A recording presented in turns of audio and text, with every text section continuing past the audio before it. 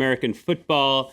And for many fans, watching the ads is almost as enjoyable as watching the game. It will be viewed by more than 100 million people in the U.S. Is it any wonder then that 30 seconds of advertising during the event will cost more than $4 million? Siobhan Silk has more. Like always, the most watched show on US television is drawing in advertising's big guns like Coca-Cola, General Motors and Budweiser. But does it make sense to shell out $4 million for a 30-second slot? If you have a specific message, or if you're traditionally a Super Bowl advertiser, I think it does make sense. You know, you can send a message to the average consumer, buy my product, we're American made, or you're sending a message to your stockholders. We're healthy financially to make a marketing play this big. American brands aren't the only ones trying to capture some of the record viewership. Israel's at-home soda maker SodaStream and the British luxury car marque Jaguar have also secured ad spots. The only retailer to advertise during this Super Bowl is Swedish clothing giant H&M. The company is breaking new ground by introducing an interactive T-commerce ad, the first of its kind.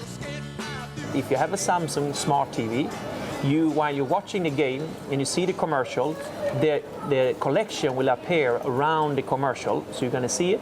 Then you can click on it, and you type in your mobile number, and it leads you into H&M.com, and you continue the shopping. Factoring in production and marketing costs, companies spend roughly $10 million to advertise during the Super Bowl.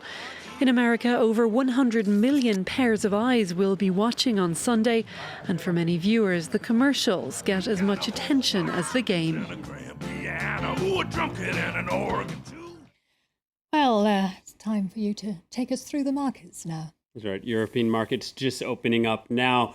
BT shares up nearly 2.5% after positive quarterly results. You see there, though, all the markets just in the red. Markets in China and South Korea closed thanks to New Year's Eve, while the Nikkei in Japan closed down 0.6% after the yen had climbed, a good sign for exports. Now, Japan had also received positive data about manufacturing and employment. This is a victory for Prime Minister Shinzo Abe, who promised to revive economic growth after 15 years of falling prices. Now let's take a quick look at company news. Google saw a big climb in fourth quarter revenue. Sales in its core ad business were up more than 20% for the second straight quarter, but it wasn't easy. The internet search giant was able to weather lower ad prices thanks to retailers spending more on advertising during the holidays. It was a different tale for Amazon, who missed sales and profit forecasts for the crucial fourth quarter. It was the most competitive holiday shopping season since the Great Recession. Hampered by shipping delays, Amazon said its disappointing results reflect the money it spent in offering free gift certificates and waiving shipping fees. And Honda saw its third quarter profits double from a year earlier, and it posted a 25% jump in quarterly sales. The Tokyo-based company also got a boost from a weak yen. Honda and other Japanese automakers have been bouncing back after troubled years. Production was disrupted in Japan in 2011 due to an earthquake and tsunami, and sales were also hurt in Thailand 2 years ago due to flooding.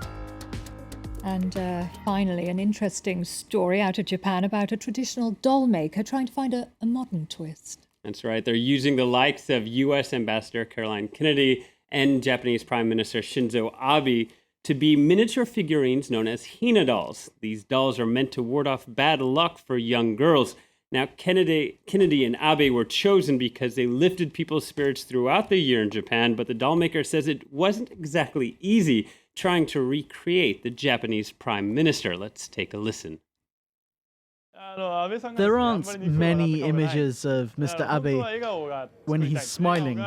We really want smiles, as we want to create something which people will see as cheerful. Mr. Abe doesn't really smile. Fascinating dolls there. Thank you very much for the business. That was William Hildebrandt there. And now Florence Villeneuve joins me with the International Press Review. And